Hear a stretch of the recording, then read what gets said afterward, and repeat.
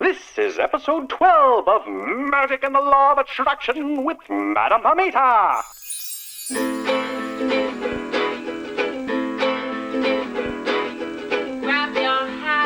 Hello, everyone. I'm your host, Madam Pamita, and you're listening once again to Magic and the Law of Attraction, the podcast where you'll learn how to transform your life in magical ways to make it the very best that it can be.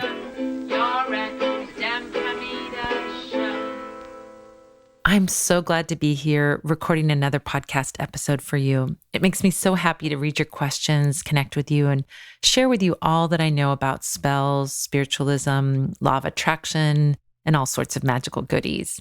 I really hope that you get as much pleasure out of listening to this as I get out of making it for you. I have to say that this podcast itself is pretty magical, at least for me, and I really hope for you too. Let me tell you why and give you a little idea of what happens behind the scenes here.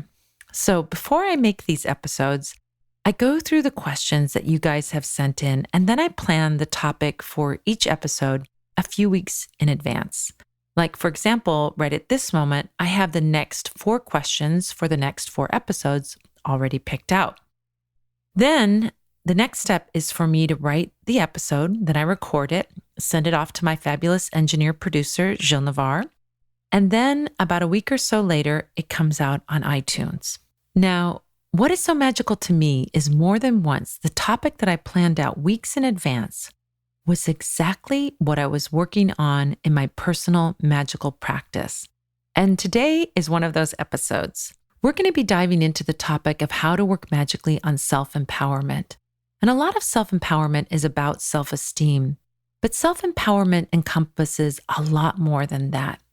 It also helps us to know how and when to draw healthy boundaries. It lets us focus on spiritual and emotional self-care. And it's also about knowing that when things feel tough and overwhelming, that you can find the will and the power to get through them, to get to the good stuff on the other side. My personal life right now is all about endings. My relationship ending, my father being at the end of his life journey, and so on. And things at times can feel super overwhelming, of course. But like the caterpillar who goes into the cocoon, I'm calling up my magical resources to transmute all these challenges and come out a bright and beautiful butterfly on the other side. And a lot of those resources are things that I'm going to be sharing with you in this episode. No matter when you are listening to this podcast or what episode you tune into, I hope that what I share with you comes at exactly the right time for you too. That whatever episode you come across is exactly what you need just in the nick of time. So Caitlin from Los Angeles writes, how can one build up one's own personal confidence through magic and the law of attraction? I'm turning 50 this year and never really had luck in the one thing I've always wanted, romantic love. So of course I feel ugly and old and think, who would want me now? But at the root of the problem, it's a self-confidence issue. You're right. It's absolutely self-confidence issues, and it's also an issue of beliefs. Thank you so much for asking this question, Caitlin. I'm so glad you and I get to hold hands and walk through this topic together, and so happy that Caitlin and I get to hold hands with any of you out there who need a dose of self-empowerment magic. So in talking about self-esteem and self-empowerment in magic, we're going to talk about where these thoughts originate, eliminating these false beliefs, finding your true essence, and ways that you can work magically to build self-confidence. The first thing that we have to address is the idea of belief. There's a quote by Henry Ford that I've used more than once with my clients. He said, whether you think you can or you think you can't, you're right. Think about that for a second. It really encompasses what we're going to cover today, belief. And that is the essence of the law of attraction and the principles of magic. If you believe something, you can have, do, or be it. But if you don't, it's nigh on impossible to get over that hurdle to have, do, or be something. We see examples of this every day. Like if I believe I can go to college and get a degree, guess what? The chances of me going to college and getting that degree are huge. But if I hold the belief that college is too expensive, I won't get admitted, that I won't be able to handle the classes, then how likely will it be that I go to college? Holding those negative beliefs will absolutely kill any possibilities of getting to your desires. But most situations aren't as black and white as my example. In our day-to-day life, most of the time we swing back and forth, like, I would love to have a relationship. Positive. But I'm too old and ugly. Negative. Wouldn't it be great to fall in love? Positive. But there are no good guys out there. Negative. And back and forth we go, up and down on the belief seesaw. The result of all this one step forward, one step back is that we are constantly doing and then undoing our intentions. So I know you know what the solution is: to cultivate only forward-thinking positive intentions. Easy peasy, right? Not so fast. Those negative beliefs we hold are sometimes really entrenched with our ego hanging on to them for dear life. So to get to the place where you can really uproot them, you need to be able to look your beliefs in the eye and then get to the source of those beliefs and replace them with the truth. So the first step to doing that is to be aware of your thoughts and beliefs, just to be aware of them. Now, while being aware of your thoughts sounds easy enough, it can actually be a bit tricky. Our minds have a tendency to go down a windy path, and before we know it, we're in seriously pessimistic territory and creating belief systems around those negative thoughts. And then we're saying, how the heck did I get here?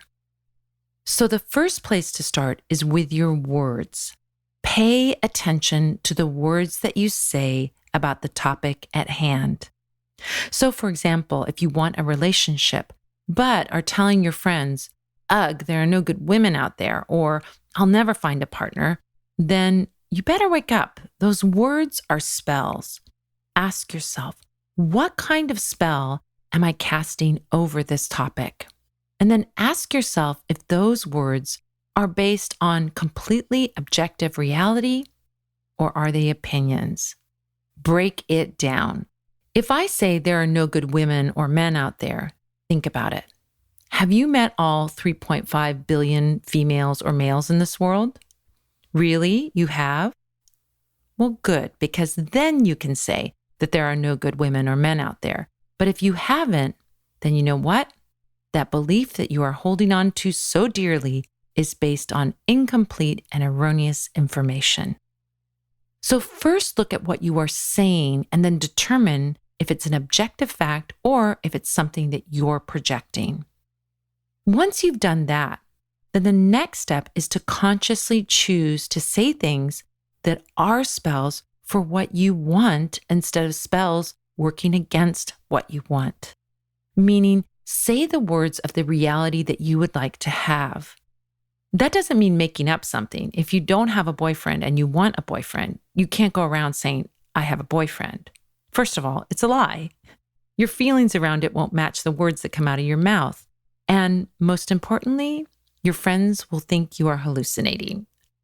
But instead of saying, I'll never find a boyfriend, say something like, I'm really shopping around and I can't wait to meet my future boyfriend. Or, I know I'll meet the perfect guy at just the right time. When you catch yourself speaking these negative beliefs, be creative and come up with an alternative that speaks the truth, but also frames it in the positive way that will produce the outcome that you want. Now, once you've mastered what comes out of your mouth, the next step is to master the thoughts where those words originate. Start your day by saying, I will be aware of my thoughts today, and replace any negative thoughts with positive, helpful, manifesting ones. Then, when you catch yourself thinking a negative thought, stop, disprove it to yourself logically, and then replace it with something truthful and positive. There's another magical step that I'd like to throw in here. One of my beloved teachers, Kat Ironwood, taught me that negative beliefs can sometimes come from outside negative energy being thrown at you, And since they are outside of you, they can be easily banished. I'll give you an example from my life. I am a generally positive and optimistic person, but once in a while, a random thought will come into my mental sphere like, I feel depressed.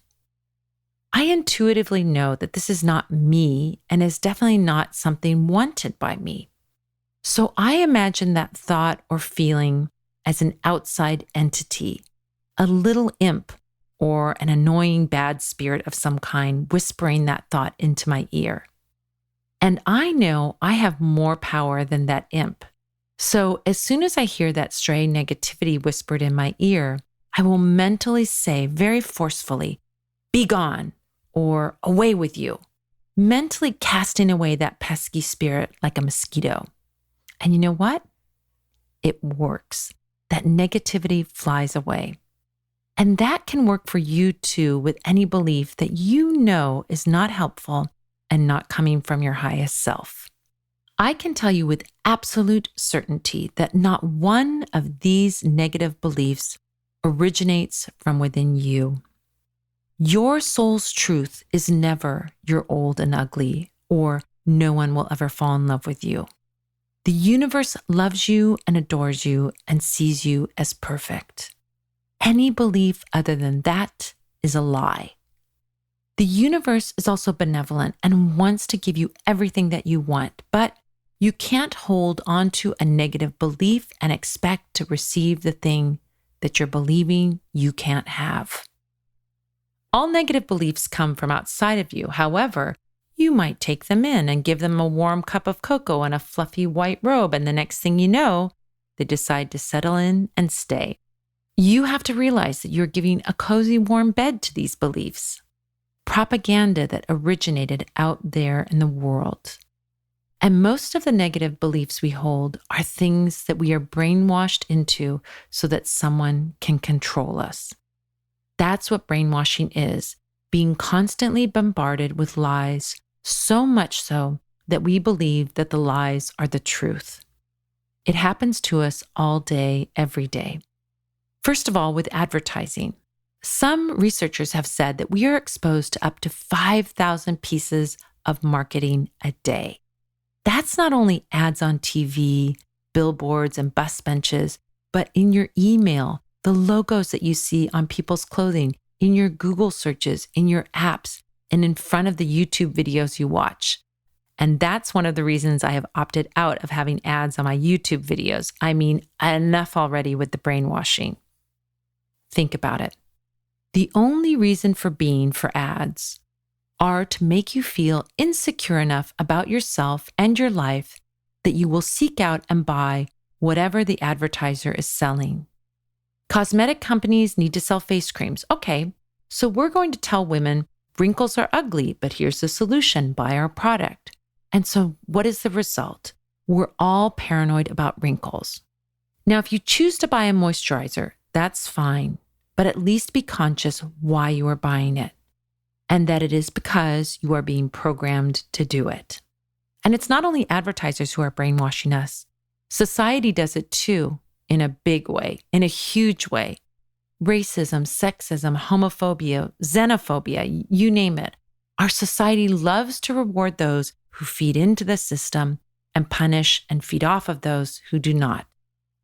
It's a bigger and more insidious version of the propaganda machine that advertisers exploit. Are you the wrong color, shape, size, or gender? Do you come from the wrong culture, class, or income level? We will withhold the goodies unless you convert to our agenda. Because I'm a woman, I'm probably most aware of the ways sexism rears its ugly head.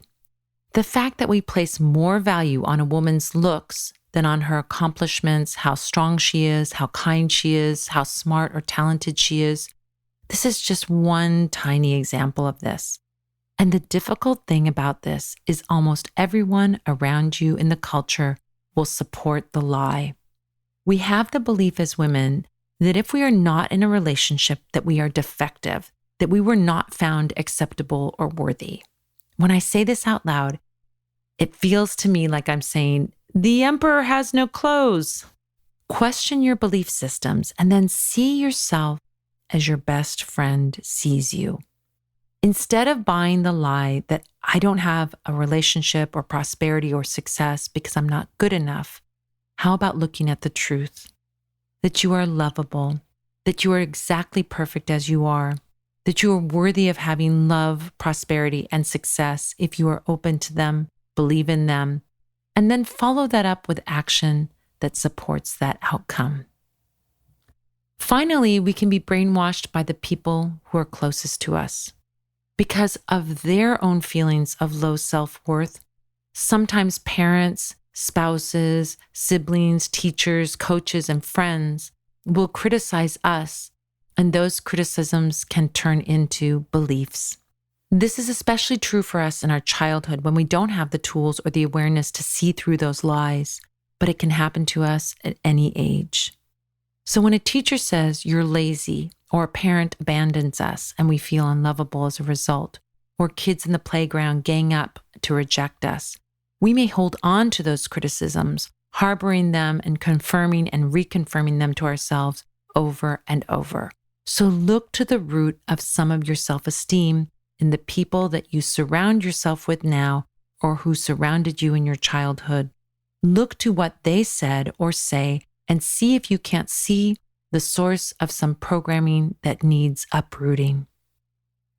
So, how do we counteract this programming? We start by telling the truth. One of the most powerful spells I know for banishing old and unhelpful programming is the magic mirror. There's a beautiful blog post that I put up with this spell in detail, and I'll link to it in today's show notes. And you can find those show notes by going to magicandthelawofattraction.com and looking up episode 12. But basically, the magic mirror is a magically prepared mirror that you look into and then you tell yourself, I love you. It's a powerful, powerful way to affirm your own worthiness.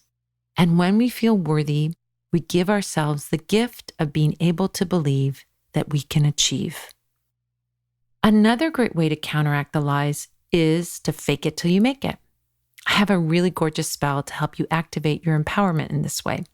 First, find some photos on the internet of people, either fictional characters or real people, who represent what you want to embody.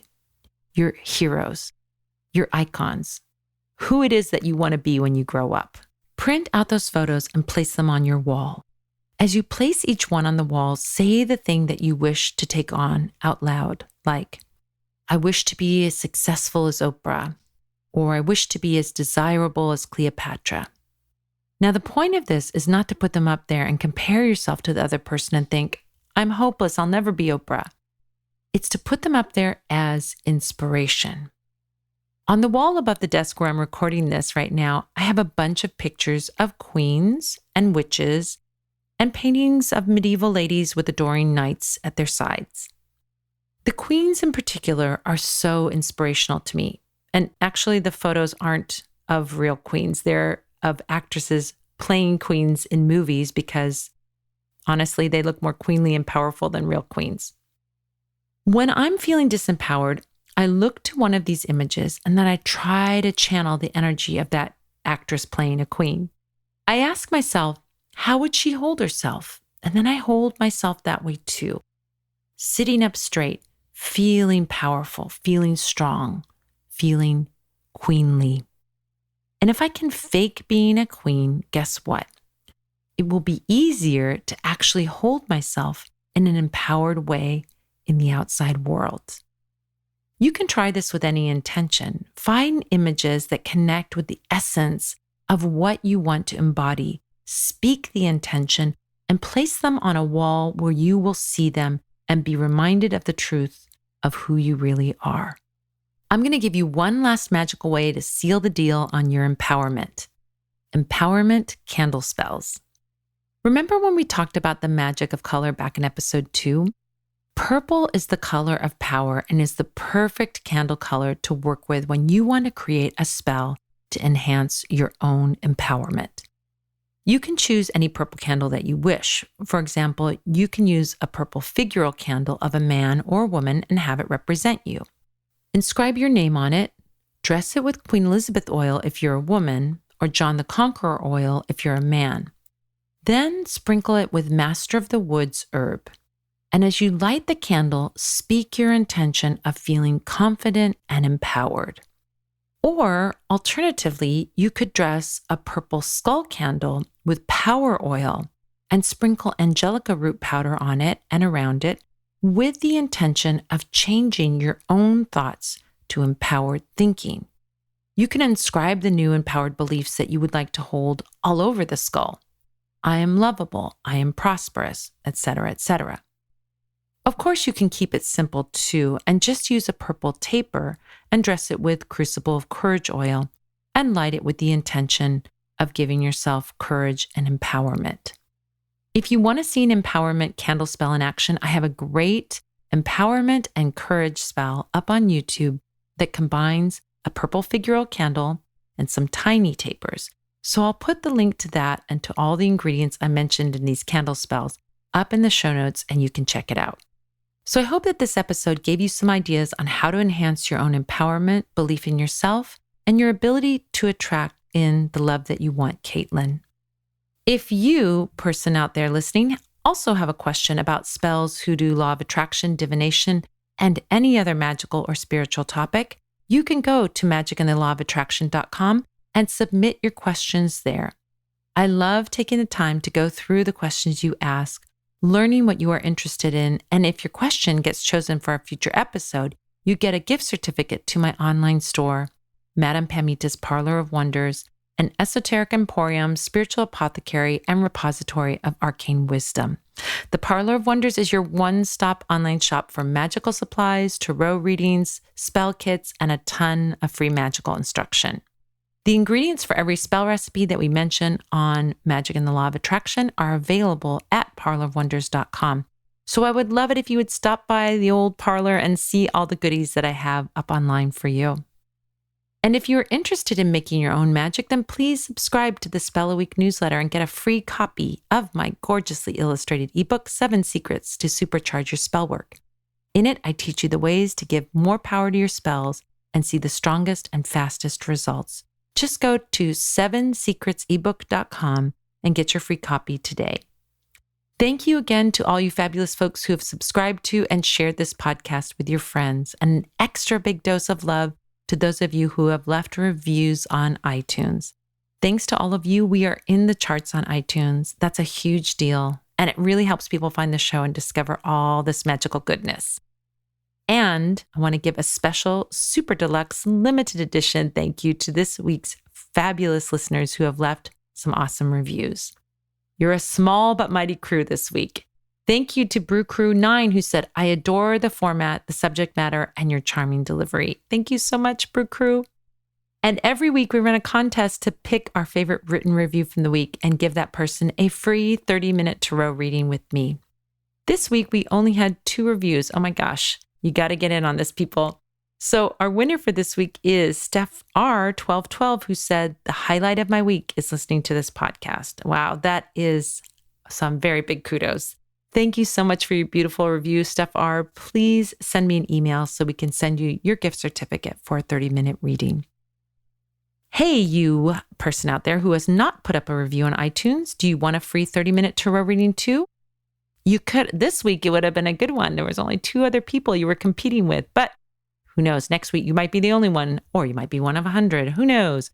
Anyway, if you want a 30-minute tarot reading, go to iTunes, subscribe to the podcast, and post a written review. Let me know what you like and what you want more of. We'll do it all again next week and give away another prize because I love giving away prizes. Thank you so much for joining me. I'm looking forward to next week when we'll be talking about how to use magic to affect someone else's dreams and influence what they think. Until next time, this is Madame Pamita saying, keep making your life the most magical adventure ever.